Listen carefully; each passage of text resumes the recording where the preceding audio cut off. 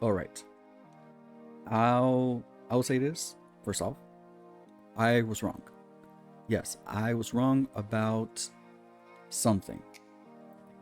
You see, when the Christopher Nolan movies came out, the Batman trilogy, I thought they were boring. So when they first came out, Batman Begins, the Dark Knight, Dark Knight Rises, to me they were bland. I went to the movies with a couple of other people, and they seemed to enjoy it. I fell asleep watching the movie. I mean, I just felt it was too long, too monotonous, like nothing was going on. The pace was very slow. So yeah, I did not enjoy the movie. Well, any of the three movies. However, recently, and also it's not that recent, but Netflix has the first two movies, Batman Begins and The Dark Knight. And I just thought, well, I might as well give it another chance. I've already tried watching these movies a couple of other times, and I've always fell asleep. This time, oh boy.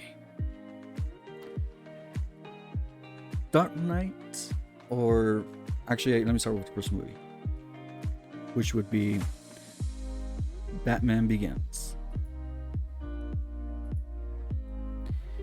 In Batman Begins, we we follow Bruce Wayne. We don't get any other introduction except that he's just somebody who's lost around the Himalayas, and he is climbing up a mountain up to a place. Of course, we're getting details along the way, along the film, of how he got there. How when he was a child, he would play around in his mansion with I believe her last name was Dawkins, the character's name, which would be Katie Holmes' character. But they were really good friends. He fell down a well, and it was dark. There were bats. He got scared, and he's been scarred by the thought of bats ever since. Well, when his parents were murdered in front of him, he goes into this journey, right? He leaves Gotham City, he goes and gets educated, he travels around the world, and in an effort, and it all stems from him interacting with the villains, with the mafia family in Gotham City. And well, let me get to where it begins. pun pun intended. But when he returns home after having gone through school and going through his academic uh, journey or academic progress, well, he after he comes back home from his having gone to school and gotten his education, he finds that Gotham City has changed. But not just that, but he is now more conscientious of the type of uh, people that are in the city, like the mafia, like the small time criminals that are hired to do certain things, such as murdering people. Well, he goes to a hearing where uh, the the person who murdered his parents in a robbery, he gets detained. He has the hearing, and he is out for revenge. I mean, Bruce Wayne is set on killing this guy, but somebody kills him before him. And so when he goes to the person who is responsible for this, he's basically told, you know, say thank you and go away. That type of thing. And so Bruce Wayne, he comes to a realization that there's a lot of bad people in Gotham City. And in order to deal with them, the police is not enough. They're corrupt. So he has to do something himself. And so he goes and explores the world in the deepest and darkest corners, and that's how he ends up in the Himalayas, where he's being recruited for in this. organization. If the League of Evil means anything to you, then you know where this is going, right? And it unfortunately doesn't last that long, because then you see uh, the headquarters being destroyed, and Bruce Wayne gets out. He goes back to Gotham, becomes the Batman. He becomes the hero, and he uh, has his limitations. He creates some limitations just so that, because he's acting under the law, well, not under the law, but out of the law, he needs to restrain himself. Otherwise, he can do anything, right? And so his restraint is his rule of not killing anybody. Why? Because that limits him into to what extent he'll go when seeking justice. Which, it's very poetic if you think about it.